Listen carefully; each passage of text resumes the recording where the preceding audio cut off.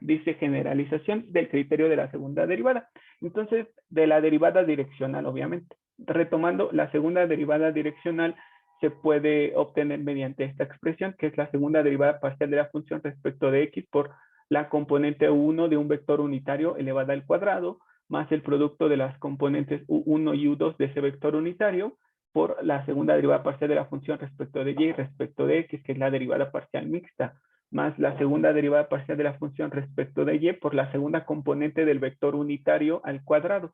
Y dado que al analizar un punto crítico se debe de sustituir en las derivadas, entonces estas derivadas parciales, al evaluarlas en un punto crítico, nos van a dar por resultado una constante, y a esas constantes les vamos a asignar estos nombres. A la derivada parcial, a la segunda derivada parcial de la función respecto de x dos veces valuada en el punto crítico P0, le vamos a llamar A. A la derivada parcial mixta valuada en el punto 0 le vamos a llamar B, y a la segunda derivada parcial de la función respecto de y dos veces valuada en el punto crítico le vamos a llamar C, por lo que esta expresión, la segunda derivada direccional, se puede reescribir como A por U1 al cuadrado más 2B por U1 por U2 y más C por U2 al cuadrado. Muy bien.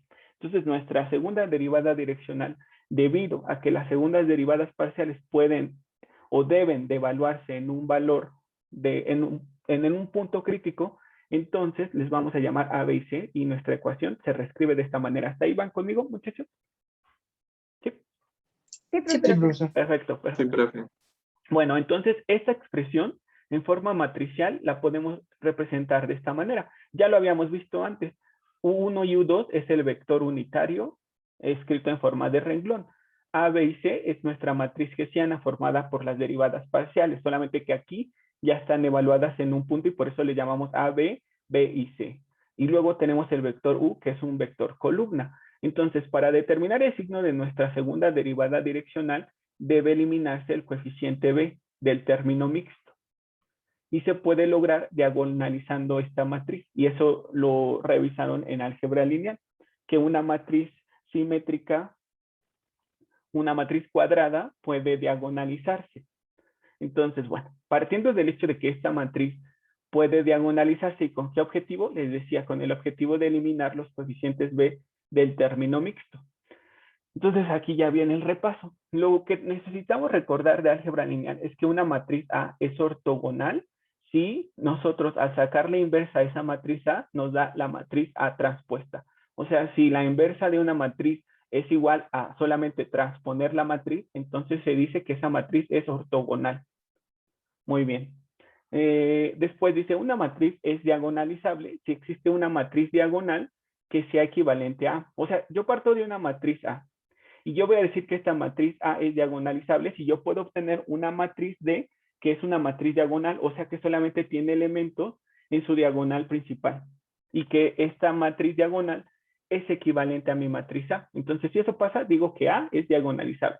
Después dice, dos matrices A y B de orden n son equivalentes entre sí. Si existe una matriz invertible C de orden n, tal que la matriz B sea igual a esa matriz C inversa por la matriz A por la matriz C. Entonces yo estoy diciendo, la matriz B y la matriz A son equivalentes si conozco otra matriz que se llama C, que al multiplicarla por A, su inversa, y vos multiplicarla por C, nos da la matriz B. Bueno, después dice, cualquier matriz simétrica, la que sea, es diagonalizable. ¿Y por qué estamos viendo esto? Ah, pues porque nosotros sabemos que la matriz hessiana es una matriz simétrica. ¿Por qué? Porque las derivadas parciales mixtas son iguales. Entonces, la matriz hessiana que obtengamos siempre va a ser una matriz simétrica y por tanto va a ser diagonalizable. Y dijimos, una matriz diagonal es una matriz equivalente a otra, pero que solo tiene elementos en su diagonal principal. Bueno, después dice, la matriz diagonal D equivalente a una matriz A tiene en la diagonal principal a los valores característicos de A. Eso también lo revisaron en el curso anterior. ¿Cómo obtener los valores característicos de una matriz? Que en ese caso era la matriz asociada a un operador lineal, que un operador lineal era una transformación lineal que tenía como característica que iba de un espacio vectorial al mismo, por eso quedaba una matriz cuadrada de orden n. Pero bueno, nosotros vamos a utilizar nuestra matriz hessiana y la vamos a diagonalizar porque pues vamos a encontrar sus valores característicos, porque esos son los que nos van a importar a nosotros, los valores característicos. Muy bien, entonces dice, los valores característicos de una matriz A son las raíces del polinomio que se forma como el determinante de la matriz A menos lambda veces la matriz identidad. Entonces, si yo tengo a una matriz A, que les decía, es mi matriz hessiana, le resto lambda veces la matriz identidad y a esa matriz resultante le calculo su determinante, entonces el determinante igualado a 0 se conoce como polinomio característico y a partir del polinomio característico yo podré obtener sus valores característicos. Bueno, después dice, los vectores característicos de una matriz simétrica correspondientes a valores característicos diferentes son ortogonales. Una matriz es diagonalizable ortogonalmente si existe una matriz ortogonal Q, tal que esa matriz Q por la matriz A y luego por la matriz Q me da esa matriz D diagonal. Entonces, con este proceso yo puedo diagonalizar a una matriz premultiplicándola por esta matriz ortogonal Q transpuesta y pues multiplicando ese resultado por Q. Entonces, al hacer esta operación me va a quedar una matriz diagonal. Bueno, entonces, debido a que la matriz hessiana es simétrica, por lo tanto, es diagonalizable. Y para los valores característicos diferentes, es diagonalizable ortogonalmente, por lo que existe una matriz Q, tal que la matriz diagonal es igual a Q transpuesta por la matriz hessiana por Q. Y puesto que Q es ortogonal, entonces satisface que Q transpuesta es igual a Q inversa, que fue lo primero que repasamos, que una matriz ortogonal es aquella donde al sacarle inversa nos da la misma que la matriz transpuesta. Lo que lleva a que si yo multiplico Q transpuesta por Q, por ser ortogonal, o Q por Q transpuesta nos va a dar la matriz identidad. Entonces, la segunda derivada direccional de la función es igual al vector U transpuesto por la matriz identidad, por la matriz hessiana, por la matriz identidad y por U. Entonces, como sabemos que I es igual a Q por Q transpuesta, pues lo reescribe así. Después organice esto de tal manera que Q transpuesta por H por Q me dé una matriz diagonal y haciendo que el vector E transpuesto sea U transpuesto por Q y S a Q transpuesto por U, entonces la segunda derivada direccional se simplifica de esta manera. La matriz diagonal por E transpuesto y por E. Muy bien. Entonces, E es un nuevo vector director referido a un nuevo sistema. D va a ser nuestra matriz diagonal, la cual tendrá en su diagonal principal a los valores característicos de mi matriz A, que es la matriz hessiana. Entonces, la segunda derivada direccional será el primer valor característico por la primer componente del vector E, que es el nuevo vector referido al nuevo sistema, al cuadrado, más el segundo valor característico por la segunda componente del vector director elevado al cuadrado. El signo de la segunda derivada direccional se podrá observar a partir de los valores que tomen lambda 1 y lambda 2. Entonces, cuando lambda 1 y lambda 2 sean positivos, la segunda derivada direccional va a ser positiva. ¿Y eso por qué? Pues porque E1 y E2 son las componentes del vector en el nuevo sistema de referencia. Pero como están elevadas al cuadrado, ¿qué signo van a tener esas componentes del vector? Siempre. Positivo. Positivo, exacto. Entonces, el signo de la segunda derivada direccional, en realidad lo van a dar los valores característicos lambda 1 y lambda 2. Si estos dos son positivos, entonces eso hará que la segunda derivada direccional sea siempre positiva para cualquier dirección de corte. Entonces, si eso pasa, si los valores característicos son todos positivos, la función tendrá un mínimo relativo en el punto de estudio. Eso es una conclusión que ahorita más adelante les pongo el resumen. Entonces, la segunda derivada direccional, después de haber hecho ese proceso de diagonalizar a mi matriz hessiana, llego a esta expresión y con ello puedo observar que el signo de mi segunda derivada direccional depende de mis valores característicos. Si estos valores característicos son positivos ambos, entonces mi segunda derivada direccional también va a ser positiva para cualquier dirección de corte. O sea, no importa quién sea mi vector, va a ser siempre positiva esta segunda derivada direccional y eso me permitirá concluir que la función tiene un mínimo relativo en ese punto de estudio. Muy bien, entonces cuando lambda 1 es menor que 0 y cuando lambda 2 también es menor que 0, la segunda derivada direccional es menor que 0 para cualquier dirección de corte. Entonces la función tendrá un máximo relativo en el punto de estudio. Entonces, cuando los dos valores característicos son negativos, la segunda derivada direccional también será negativa, porque como estos son siempre positivos, pero si estos dos son negativos, el resultado será un número negativo. ¿Están de acuerdo, muchachos? Sí. Muy bien. Sí, profesor. Perfecto. Y entonces, dice aquí que cuando lambda 1 y lambda 2 difieren en signo, entonces existen direcciones para las cuales la segunda derivada direccional es positiva y direcciones para las cuales la segunda derivada direccional es negativa. Por lo que nuestro punto de estudio es un punto silla, porque habíamos dicho que si nuestra derivada direccional cambiaba de signo dependiendo de la dirección en la que estemos analizando esta, entonces significa que este es un punto silla. Y dice, cuando alguno de los valores característicos es 0, entonces el criterio no nos va a proporcionar información y no vamos a poder decir si es máximo o mínimo o hay un punto silla ahí en ese punto crítico. Muy bien. Permítanme un momento. Dice aquí, máximos y mínimos para funciones de 2 o de más variables. Para que la función f, que mapea de un subconjunto A, que es un subconjunto de Rn y que mapea a R, es esta función que depende de n variables, tenga un extremo en un punto P0 de su dominio, es condición necesaria que el gradiente en P0 se anule o que el gradiente en P0 no exista. Esa es una condición necesaria que fue con lo que empezamos nuestro curso. Condición necesaria para que una función tenga un extremo en un punto P0 es que el gradiente se anule o que no exista, pero no es suficiente porque vimos que en algunos puntos donde el gradiente se anula o no existe, hay puntos silla que no son ni máximos ni mínimos. ¿Están de acuerdo, muchachos? Por eso dice ahí condición necesaria. No digo condición suficiente porque, les repito, hay algunos puntos que hacen que el gradiente se anula y no necesariamente en esos puntos la función tiene un valor extremo. No tiene un máximo o un mínimo y ya lo hemos visto en algunos ejercicios. Bueno, entonces el desarrollo de la segunda derivada direccional para determinar la naturaleza de un punto crítico lleva a esta matriz hessiana de orden n, cuando mi función depende de n variables. Entonces observen aquí, por eso hicimos también esa aclaración la clase anterior, en donde decíamos que en el primer renglón están las segundas derivadas de x, o sea, calculo la derivada de la función respecto de su primer variable y una vez que la tenga, entonces la empiezo a derivar respecto a las variables restantes. En el segundo renglón, a la primera derivada de la función respecto de la segunda variable, la vuelvo a derivar respecto a las variables restantes y así sucesivamente. Entonces, así se va a ir formando mi matriz hessiana. En el primer renglón está las segundas derivadas parciales de la derivada parcial de la función respecto de su primer variable.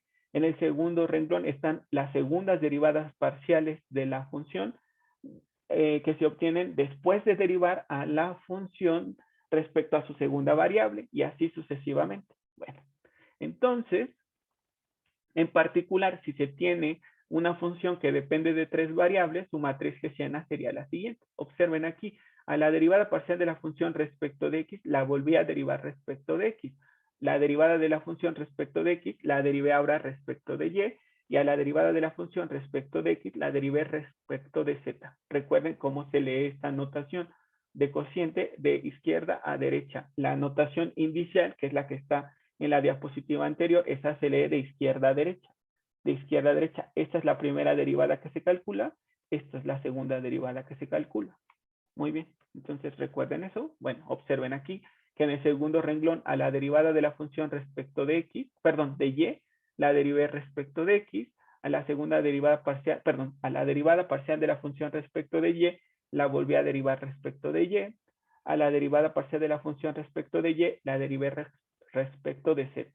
Y en el tercer renglón, a las derivadas de la función respecto de z, las derivé respecto a las otras variables, primero respecto de x, luego respecto de y, y luego respecto de z. Entonces es sencillo para nosotros pues observar cómo se plantea nuestra matriz hessiana.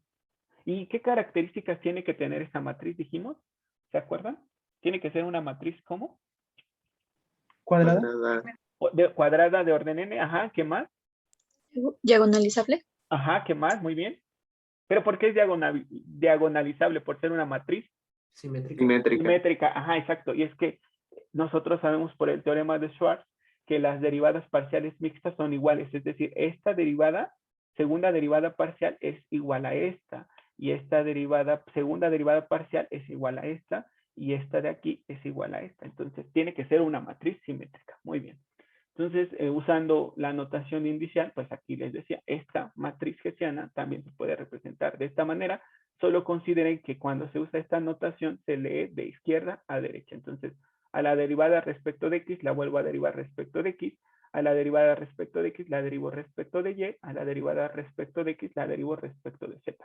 Luego, a las derivadas respecto de y las derivo primero respecto de x, luego respecto de y, luego respecto de z. Y en el tercer renglón, a las derivadas respecto de z, las derivo primero respecto de x, luego respecto de y luego respecto de z. Muy bien, cuando usamos números, estamos diciendo primera variable, segunda variable, tercera variable, etc. Muy bien, ahora un repaso de álgebra.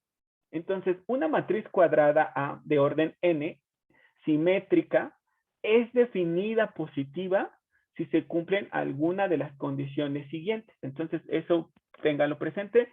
Definida positiva. Entonces, una matriz es definida positiva si se cumplen alguna de estas condiciones. ¿Cuáles son esas condiciones?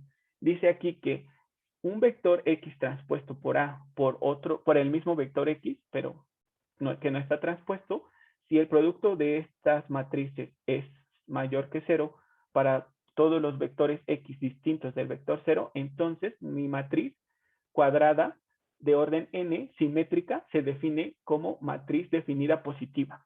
Otra característica para que yo pueda decir que una matriz cuadrada de orden n simétrica se define como definida positiva es si los valores propios de la matriz A son todos positivos. Entonces, si yo calculo todos los valores propios o valores característicos de mi matriz A y todos son positivos, entonces yo puedo decir que mi matriz cuadrada A de orden n simétrica es definida positiva. Otra característica que me podría indicar que mi matriz A es definida positiva es si todas las submatrices principales superiores izquierdas angulares tienen determinantes positivos.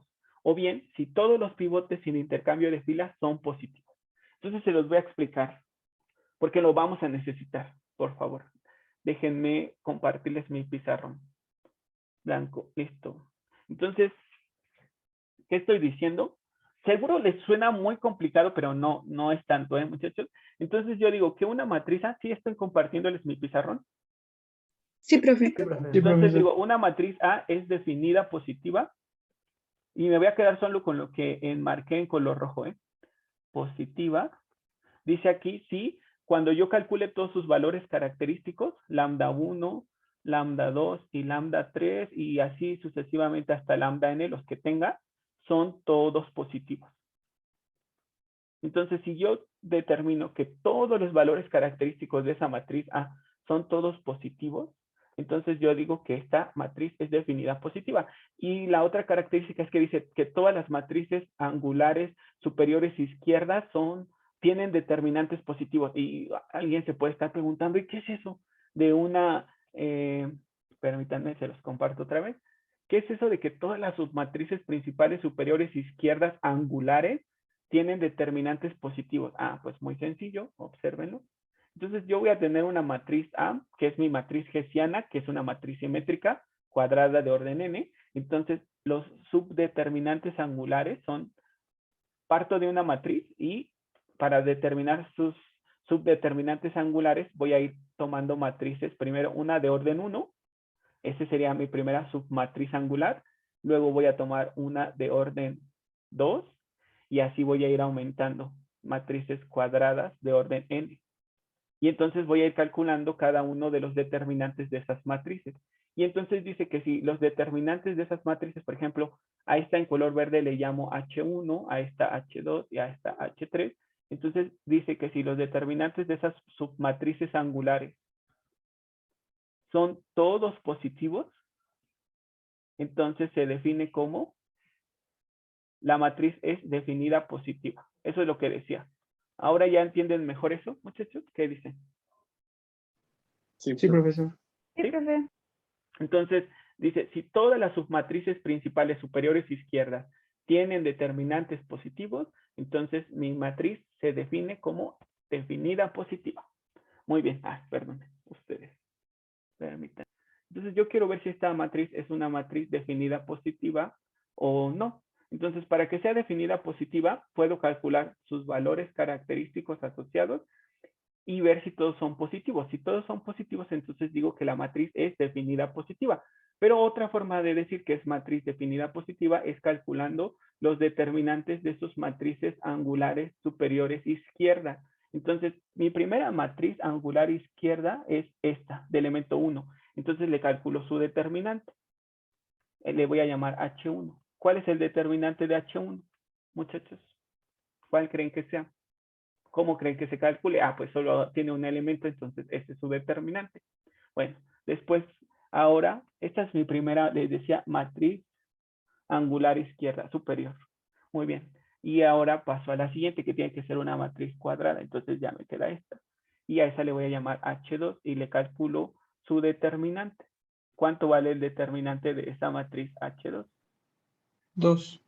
2. Entonces, como todos sus determinantes de las matrices angulares superiores izquierda son positivos, entonces digo que esta matriz es definida positiva.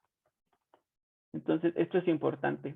Ahorita vamos a ver por qué. Porque si mi matriz hessiana es una matriz definida positiva, entonces yo puedo dar la conclusión de que la función en ese punto crítico tiene un y ya. Ahorita vamos a ver otro tipo de matrices, definidas negativas, indefinidas. Entonces, ¿hasta aquí les queda claro que es una matriz definida positiva? ¿Qué dicen? Sí, profesor. Muy bien, grabando.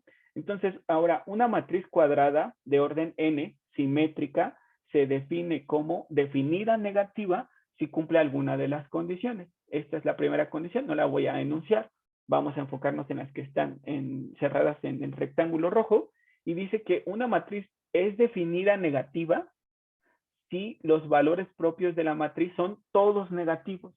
O bien, si todas las submatrices principales superiores izquierdas, que se conocen también como matrices angulares, tienen determinantes con signos alternados, comenzando con la primera, negativo. Entonces, si todos los valores propios de la matriz son negativos, o bien si los determinantes tienen signos alternados, pero la primera comienza con signo negativo, entonces yo digo que mi matriz es definida negativa. Vamos a verlo, muchachos, en el pizarrón.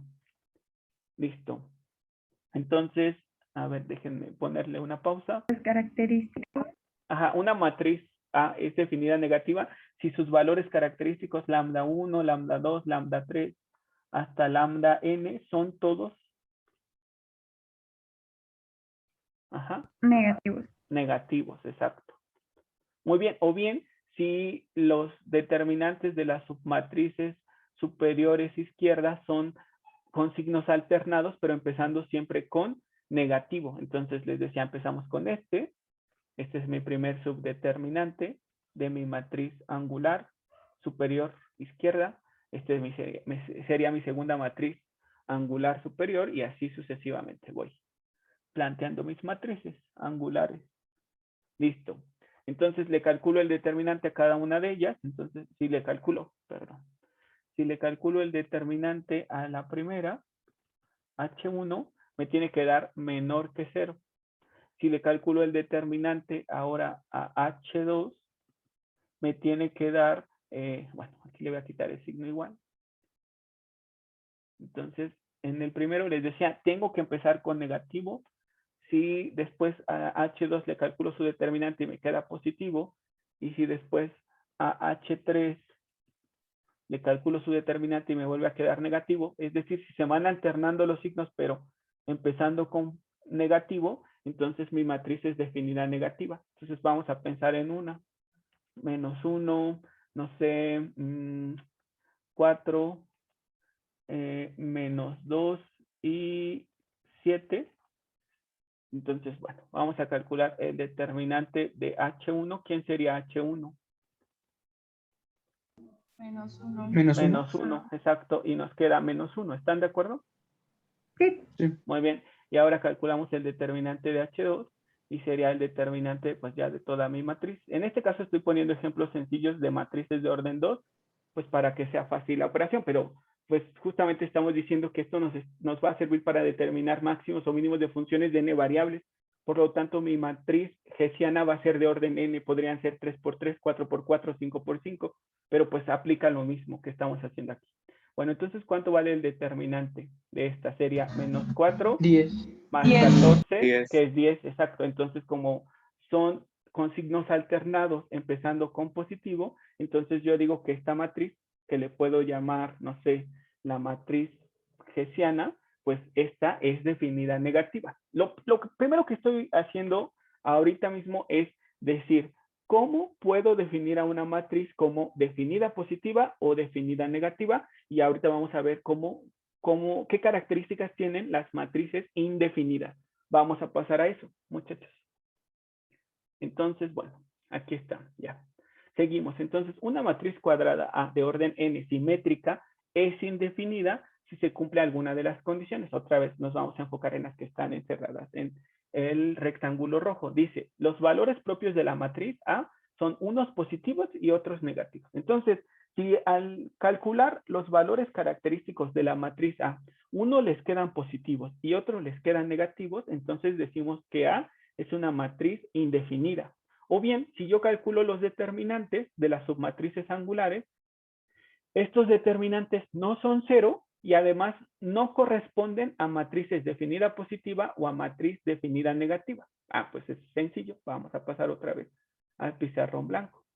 Entonces, para que sea definida positiva, todos los valores característicos tienen que ser positivos. Para que sea definida negativa, todos los valores característicos tienen que ser todos negativos. Si nos basamos en los determinantes de las matrices angulares, para que sea definida positiva, ¿qué tenía que pasar con esos determinantes de las matrices angulares? Tenían que ser todos positivos, esos determinantes. Para que sea definida negativa serían con signos alternados.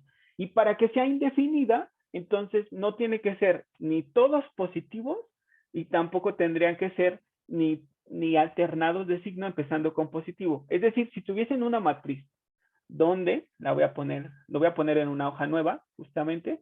Entonces digo, matriz indefinida. Indefinida. Esa es mi matriz ahora, que estoy caracterizando. Esta es una matriz indefinida si lambda 1 es positivo y lambda 2 es negativo y luego lambda 3 es positivo y así. O sea, unos son positivos y otros son negativos. No importa si se van alternando, no pasa nada, pero si unos son positivos y otros son negativos, entonces ya es indefinida. Otra característica, si me baso en los determinantes de las matrices angulares, entonces, no sé, yo tengo esta matriz, que es mi matriz hessiana, y le calculo el determinante de H1 y este me queda positivo. Luego calculo el determinante de H2 y este me queda también positivo, pero al calcular el determinante de H3 me queda negativo. Entonces, no cumple con que todos sean positivos, por lo tanto, no es una matriz definida positiva. No cumple que los signos se vayan alternando, por lo tanto, tampoco es una matriz definida negativa. Y como no es ni una ni otra, entonces decimos que es una matriz indefinida. ¿Me explico, muchachos?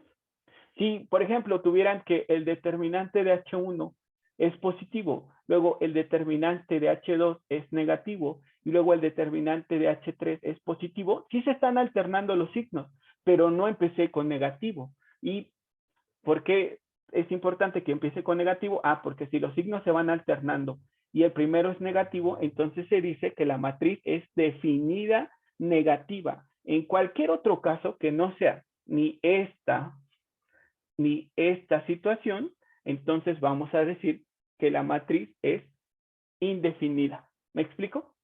¿Qué dice? Sí, profe. Sí, ¿Seguro? profesor. Sí, profe. Muy bien, perfecto. Bueno, entonces vamos a seguir. Ahora sí ya. Aquí está, con esto terminamos el día de hoy la teoría y vamos a empezar a hacer algunos ejercicios.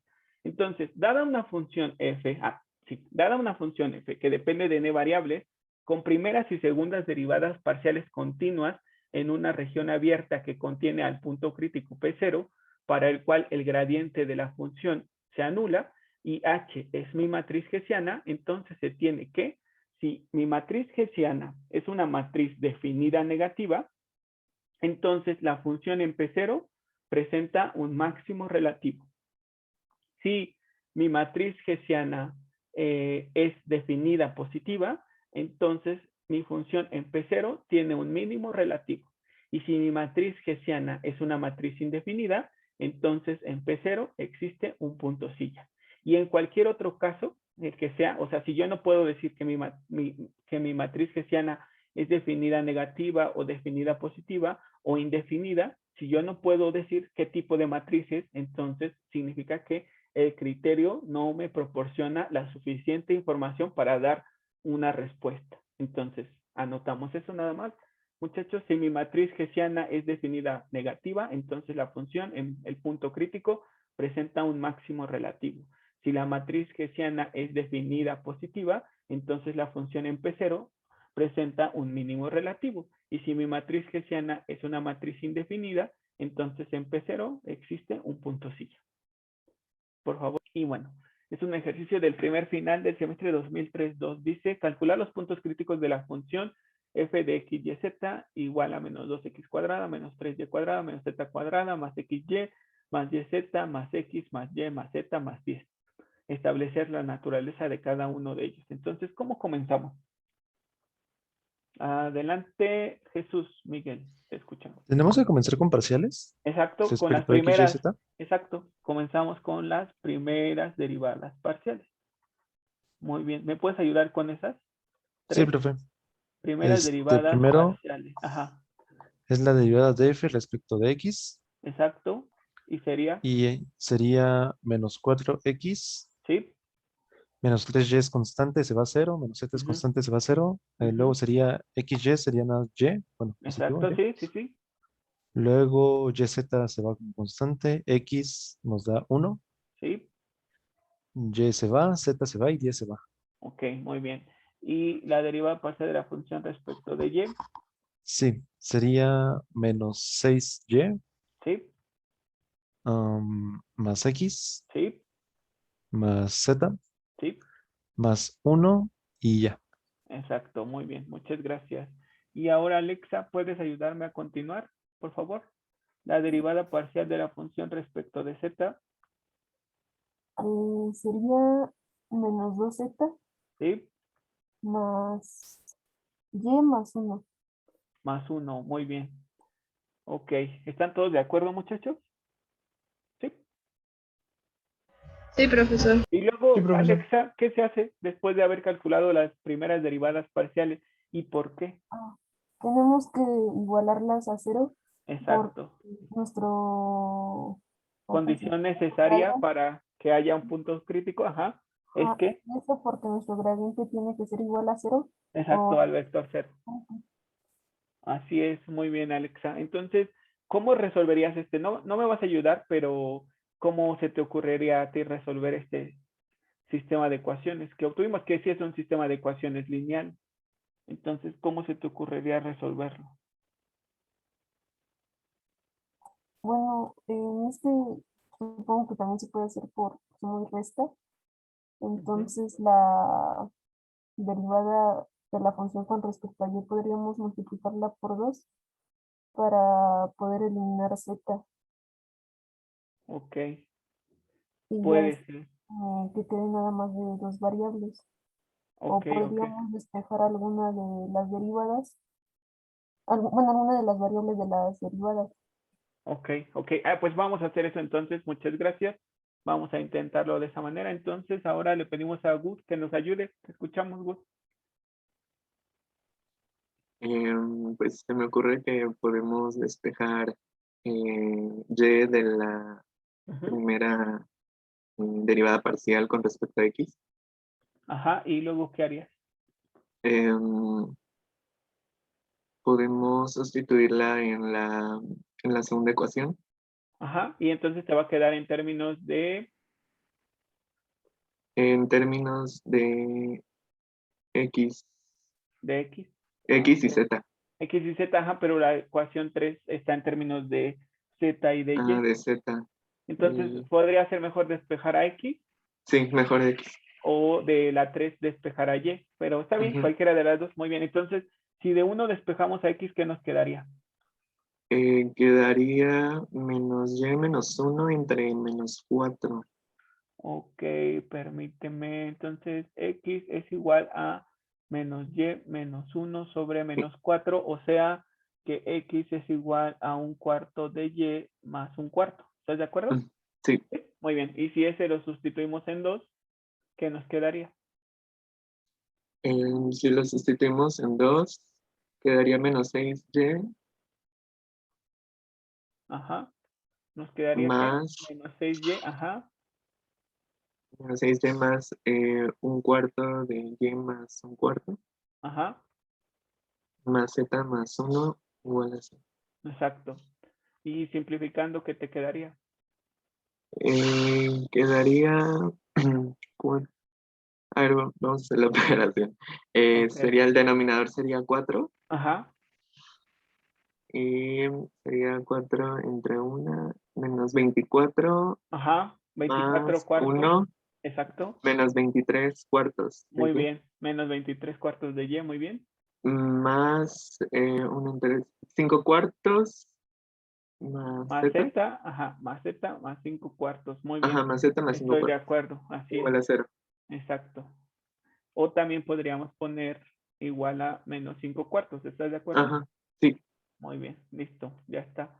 Y entonces tendríamos un sistema de 2 por 2 que aquí nos quedaría menos 2z más y igual a menos 1. ¿De acuerdo? Sí. Entonces, ¿cómo haces para resolver este sistema? Em, Podemos multiplicar por 2 la primera y Ujú, sumar ujú. las dos. Ok, muy Sí. bien. Entonces, ¿dónde lo haré? A ver, déjame ver. Voy a recorrer todo a la izquierda. Listo. Entonces, su compañero sugiere que multipliquemos a la ecuación 1 por 2. Entonces me quedaría menos 23 medios de y. ¿De acuerdo? Ujú. Ajá. Sí. Continúa. Más 2z Sí. eh, igual a menos 5 medios. Exacto. Y a la ecuación 2, pues no le hago nada. Ujú. Ok. Y eso es igual a menos 1. Entonces, por suma, z se simplifica. ¿Y cuánto me quedaría? Quedaría eh,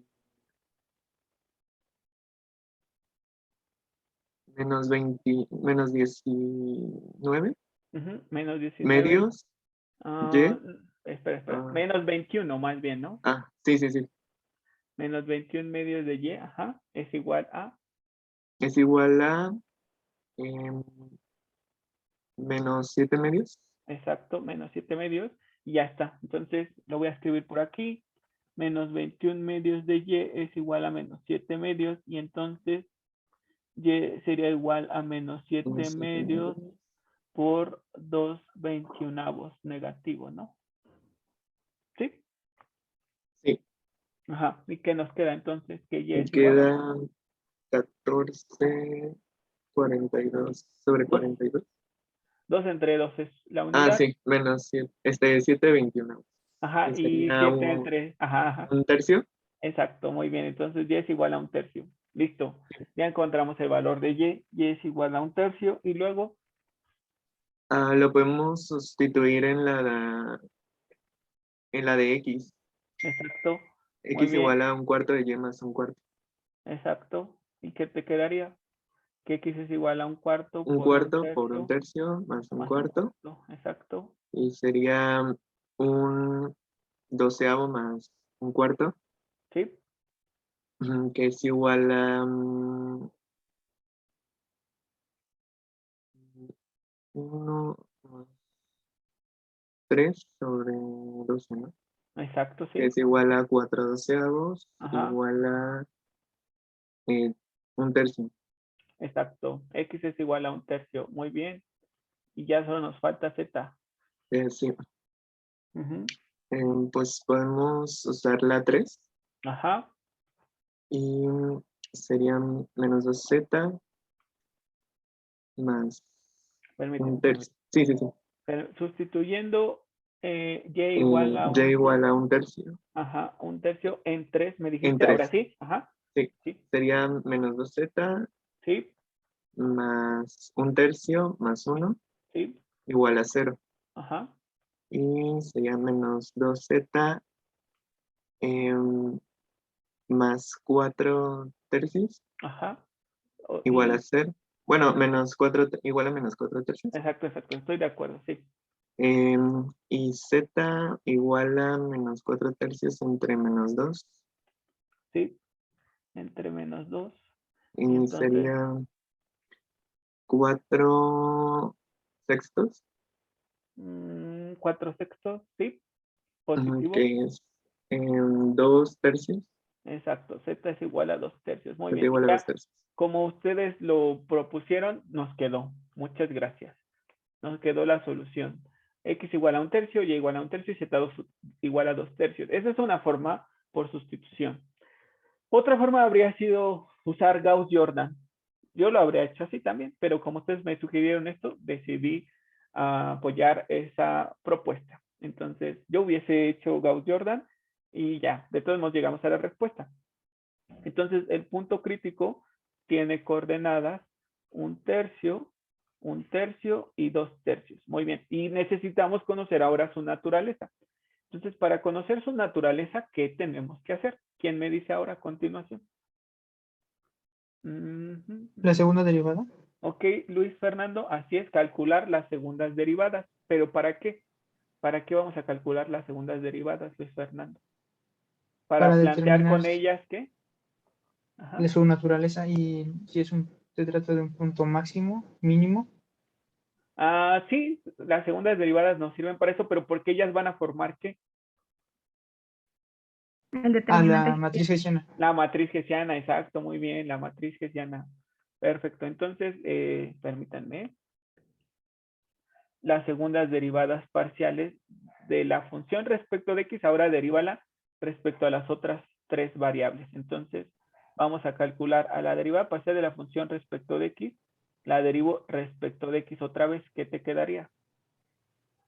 Con respecto de x otra vez sería menos Ajá, 4, exacto. Y luego a la derivada de la función respecto de x, que ya teníamos, la volvemos a derivar respecto de y ahora. sería 1, Exacto. Y a la derivada de la función que ya teníamos respecto de x, la derivo respecto de z, ¿qué te quedaría? 0. 0. Muy bien. Y la estoy escribiendo así en un solo renglón porque estas van a ser mi primer renglón de mi matriz hessiana. Muchas gracias, Luis Fernando. ¿Sigues, Areli, por favor? Por nada, profesor. Escuchamos. A mí me toca calcular cuáles, perdón. A la que ya teníamos derivada parcial de la función respecto de y, derívala ahora respecto de x. ¿Qué te quedaría? Me quedaría 1. Ajá. Y a la derivada de la función respecto de y, vuelve a derivar respecto de y. ¿Qué te quedaría? Menos 6. Muy bien. Y a la derivada de la función respecto de y, derívala respecto de z. ¿Qué te quedaría? Me vuelve a quedar 1. Ok, muchas gracias. Y ahora, Areli Perla, te escuchamos. Sí, es A la la derivada de la deriva función respecto de z, ahora derívala respecto de x, por favor. es 0. Muy bien.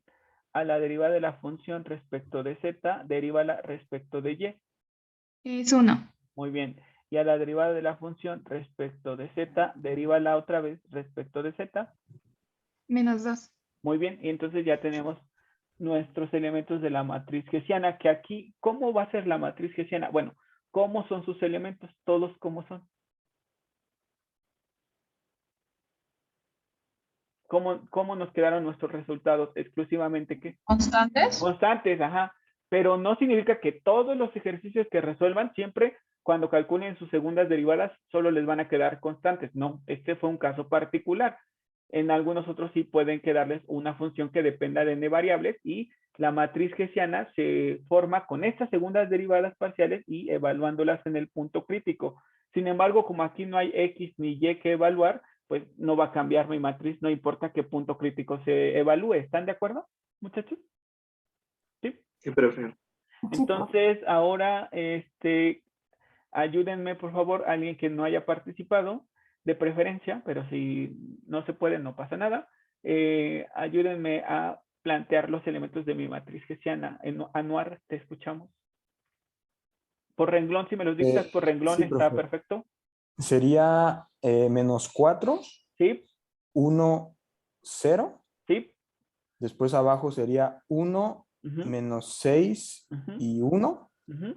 Y en el último sería 0, 1 y menos 2. Exacto, ya está. Entonces les decía, a esta matriz hessiana la evalúo en mi punto crítico. ¿Me recuerdan cuál fue? Un tercio, coma, Un tercio, coma 2 tercios. Exacto. Y gracias, Anuar. Y entonces, para reforzar lo que ya mencioné, ya bajaron la mano. Entonces tú mismo, Anuar, si evalúas a esta matriz hessiana en el punto crítico, ¿qué vas a obtener? Exactamente. ¿Qué obtendrías? O Miguel Ángel, te escuchamos. Si evalúas a tu matriz hessiana en el punto crítico, ¿qué vas a obtener exactamente? Quedaría exactamente la misma matriz, ¿no? Exacto, exacto, porque no hay variables donde podamos sustituir las coordenadas de nuestro punto crítico. ¿Estás de acuerdo, Miguel? Sí. Muy bien, perfecto, muy bien contestado. Pero les repito, no siempre va a ser así, o sea, no siempre las segundas derivadas van a ser solo constantes, pueden quedarles elementos de X, Y, Z. Entonces, pues aquí los escriben y posteriormente evalúan esas expresiones en el punto crítico y ya tienen que llegar a una matriz de elementos constantes forzosamente. Muy bien. Y entonces ya para dar la naturaleza de este punto crítico, yo necesito definir a esta matriz como definida positiva o definida negativa o indefinida. Porque si es una matriz definida positiva, entonces este punto crítico, en este punto crítico la función presenta un. Si es definida positiva, en este punto crítico la función presenta un Mínimo. mínimo relativo, exacto. Si esta matriz es definida negativa, en este punto crítico la función presenta un Máximo relativo. Máximo relativo. máximo relativo. Y si esta matriz es indefinida, la función en este punto crítico presenta un Punto Punto silla. silla. punto silla, exacto. Entonces, vamos a utilizar primero el criterio de las submatrices, porque creo que ese está más fácil. Y ya después el de los valores característicos, ¿les parece? Sí.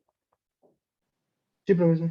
Muy bien. Entonces, en el de las submatrices y sus determinantes, ¿cómo comenzaríamos? ¿Qué tendríamos que hacerle a esta matriz que obtuvimos?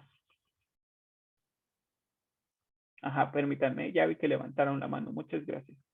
Déjenme mover esto para tener espacio. Listo. Entonces, Alejandro Martínez, te escuchamos. ¿Cómo comenzar? ¿Cómo comenzarías? Pues Vamos a usar la estrategia de las submatrices y sus determinantes. Ajá. tendríamos que tomar la primera submatriz que Ajá, angular.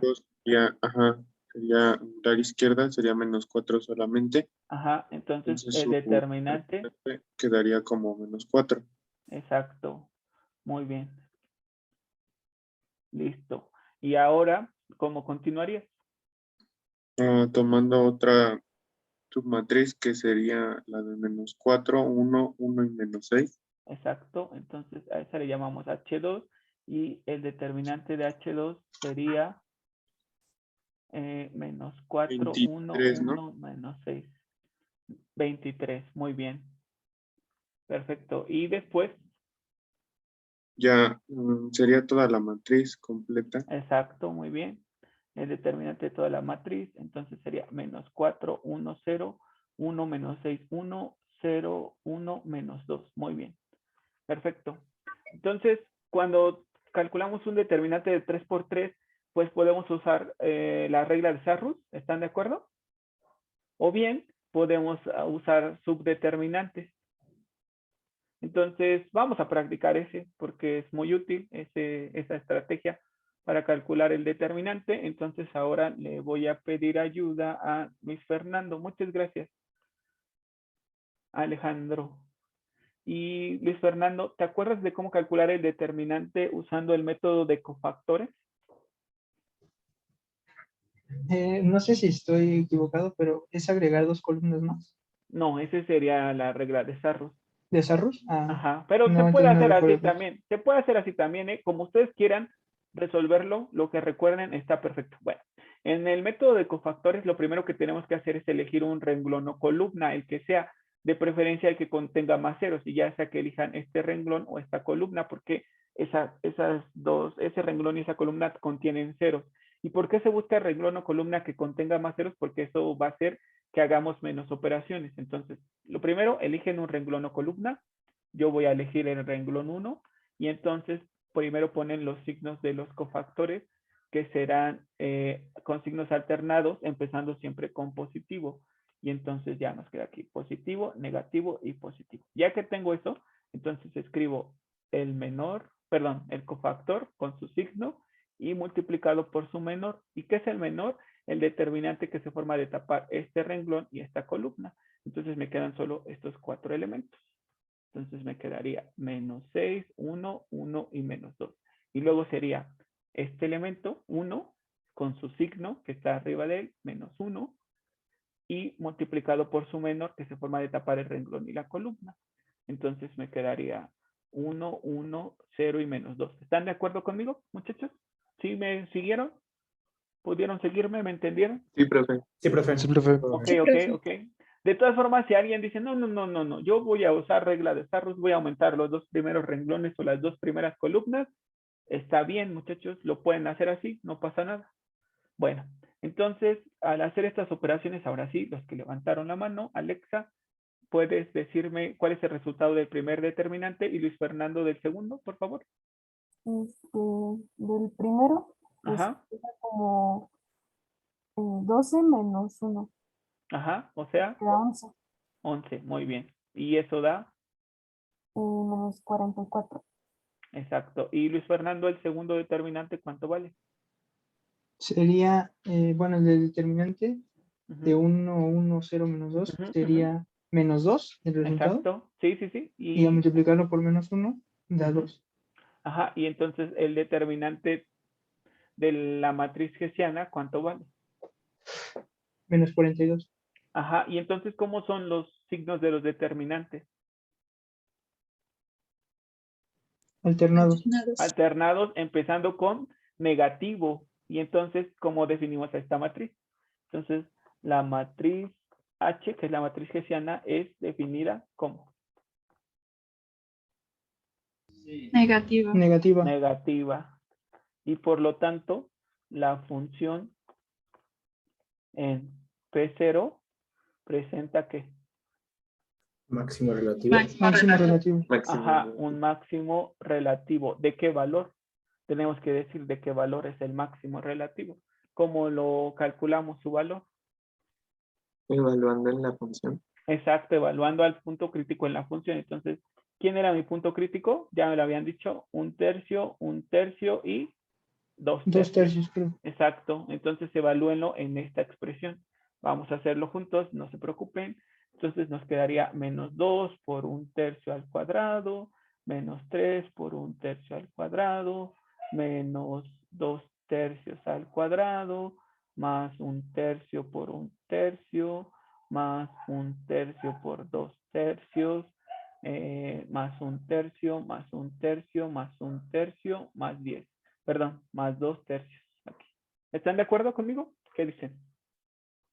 ¿Sí? Sí, profe. Muy bien. Si me equivoco, corríjanme, muchachos, por favor. Entonces, 1/3 al cuadrado es 1/9 por 2, por menos 2 sería menos 2/9. ¿Hasta ahí están de acuerdo? Sí. Sí. Muy bien. Y luego, 1/3 al cuadrado es 1/9 por menos 3 serían menos 3/9 o 1/3, también lo pueden dejar. Luego, 2 tercios al cuadrado es 4/9 por menos 1 es menos 4/9. ¿De acuerdo? ¿Qué dicen? ¿Vamos bien? Sí, profe. Luego profe. 1/3 por 1/3, 1/9.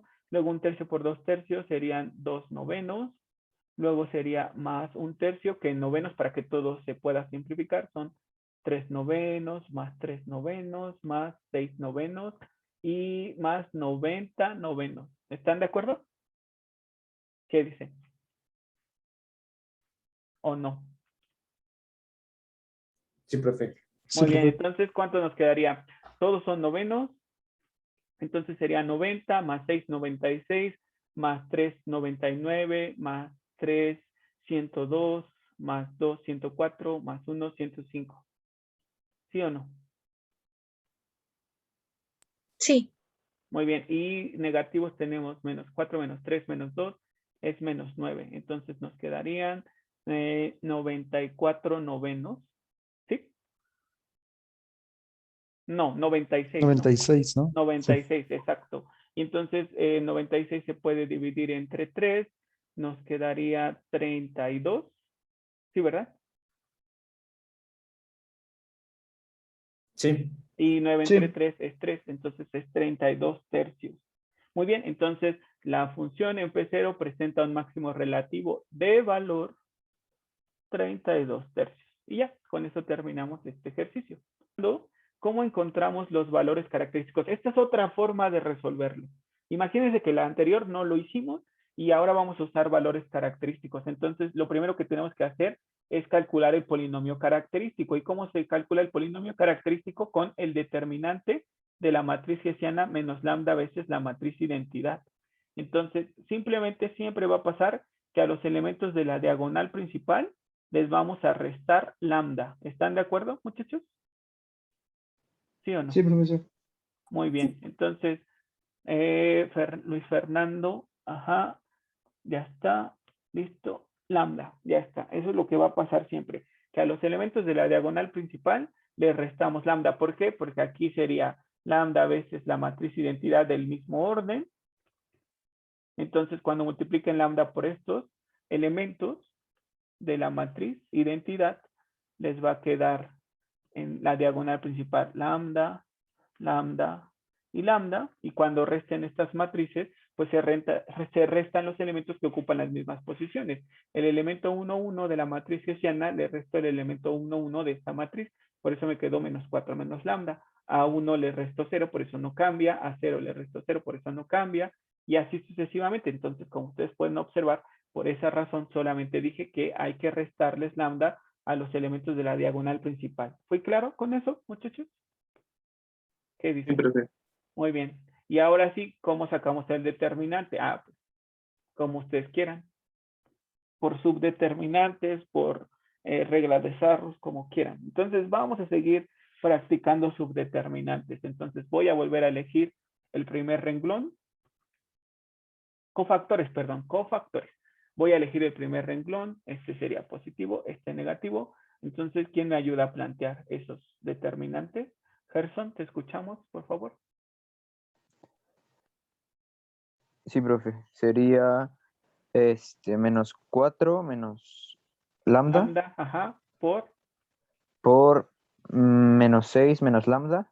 sí, 1, sí, 1, ujú, menos 2 menos lambda. exacto. Y luego, Luego sería menos 1 sí, por 1, ajá, 1, ajá, 0, ajá, menos 2 menos lambda. exacto. Muy bien, muchas gracias. Y ahora, Luis Fernando, desarrollalos, por favor. Sí, profesor. Te escuchamos, tú tranquilo. Serían Ajá. Menos 4 perdón. menos lambda. A ver, permíteme. Voy a escribir ese así. Y ahora sí, el resultado de este determinante que te queda. Si quieres, ve haciendo las operaciones para que avancemos. Ajá. Entonces, multiplica menos 6 por cada uno de estos términos y luego menos lambda. Y le restas esta multiplicación. Ajá. Del primero quedaría de menos 6 menos lambda por menos 2 menos lambda. Ujú. Sería 24 más 10 lambda más lambda cuadrado. 24. Permíteme. Entonces, a ver, sería menos 6 por menos 2, sería 12, ¿no? Y luego menos 6 por menos lambda sería 6 lambda. 6 lambda más 12 y luego menos Sí, perdón, lambda. profesor, es que multiplique más. Ok. Entonces, si continúas, por favor, te dije, lo primero que hice fue menos 6 por cada uno de estos términos y luego voy a multiplicar a menos lambda por cada uno de estos términos. Entonces, Sí, ya sí, me sí. falta eso. ¿Qué te quedaría? Serían, Ajá. Multiplica. permítame, Sí, sí, sí. sería 12 más 8 lambda más lambda cuadrada. No, ¿por qué 8? Porque, fíjate, lo que hice fue, es que estoy haciendo esta operación. Menos 6 lambda, perdón, menos 6 menos lambda por menos 2 menos lambda, porque así se va a hacer este determinante, se calcula haciendo el producto diagonal menos el producto diagonal hacia arriba. Entonces lo que hice fue multiplicar menos 6 por menos 2 y menos 6 por menos lambda y me quedó esto de aquí. Y ahora lo que tú tienes que hacer sería multiplicar estos entre sí. Ah, ya es que yo le estaba dando el resultado ya. Sería 2 lambda Ajá, exacto, más 2 lambda, sí. más lambda cuadrada. Exacto, muy bien. Y ahora menos 1 por quién. Sí, estoy de acuerdo, ajá. Menos Con lo 1 que- por menos Ajá. 4 menos lambda. No, porque es 1 por esta expresión. Ah, ya es la siguiente, ¿verdad? Ajá, sí, ya estamos en 1 la por siguiente. menos 2 lambda, Ajá, por que menos 2 sería menos menos 2 menos lambda. 2 lambda. Exacto, exacto, exacto. Y ahora sí ya, sigue desarrollando, por favor. Sí, quedaría Bueno, menos permíteme. 24 lambda. Ajá, permíteme. Si Sí, quieres, simplificamos esto. Sería lambda cuadrada más 8 lambda más 12. 14. 8, ¿no? Porque 6 más 2. Ah, sí, sí, sí. Ok. Y en la última expresión sería más 2 y más lambda, ¿de acuerdo? Sí, sí, sí. Ahora Profe, sí ya desarrolla esta. una duda, profe. Sí, te escuchamos. ¿No sería 11 en vez de 12? 12, ¿a dónde? ¿Aquí? Ajá, debido a que se resta el 1 por 1. Ah, sí, ya te entendí porque no hicimos esa operación. Muchas gracias, Miguel. Nada, profe. Sí, tienes toda la razón. ¿Todos vieron lo que dijo su compañero, muchachos? Es que Sí, Sí. profesor. el Falta un resultado paso, ¿no? de estas operaciones nos dio esto. Sí, muy bien.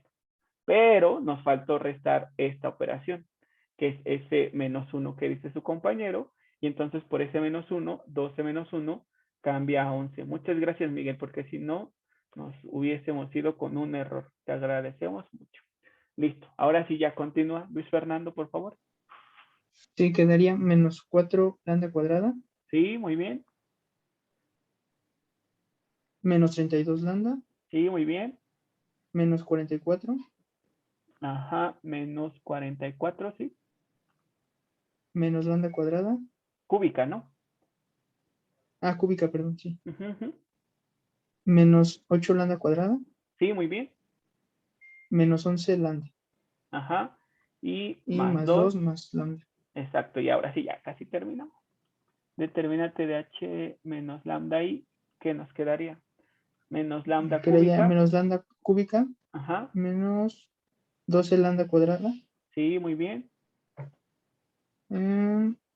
menos 43 Ajá. lambda Exacto. Permíteme. Menos 43 lambda, sí. Ah, menos 40. no, todavía no, porque te faltó este. Ah, sí, más lambda. Más lambda. Ajá, pero entonces serían menos 42, ¿no? Ah, sí, sumándole el más lambda. Sí, Exacto. ¿Sí o no? sí, sí, sí. Ajá. Y Y luego, menos 42. exacto, menos 42. Listo. Y este tiene que ser igual a 0 para determinar los valores característicos. ¿Todos están de acuerdo, muchachos? Sí. Sí, Sí, profe. profe. Entonces puedo multiplicar todo por menos 1 y sería equivalente a lambda cúbica más 2 de lambda cuadrada más 42 lambda más 42. Este es mi polinomio característico. Y necesito saber cómo son sus raíces. Entonces, usando la regla de los signos de Descartes, sabíamos que este polinomio tiene raíces positivas dependiendo de cuántos cambios de signos tenga. Entonces, ¿cuántos cambios de signo tiene? Ninguno. Ninguno. Ninguno. Ajá, entonces escribimos como no tiene cambios de signo, entonces no tiene raíces positivas. ¿Están de acuerdo? Y si queremos saber cuántas posibles raíces negativas tiene, lo evaluamos en menos lambda. Entonces, ¿qué nos quedaría? Menos lambda cúbica más 12 lambda cuadrada menos 42 lambda más 42 y verificamos cuántos cambios de signo tiene. 1, 2 y 3. Entonces, tiene 3 raíces negativas. Y justamente sabemos que como tiene exclusivamente raíces negativas, entonces la matriz es definida ¿cómo? Negativa. Exacto. Y si es definida negativa, ¿qué pasa? ¿Hay un máximo relativo? Hay un máximo relativo, que fue la misma conclusión a la que llegamos con los determinantes. ¿Están de acuerdo, muchachos? ¿Qué dicen? Sí, profe. Entonces, yo no necesito saber quiénes son los valores característicos. Lo que me interesa saber es su signo. Y entonces pueden hacerlo y usando esta estrategia.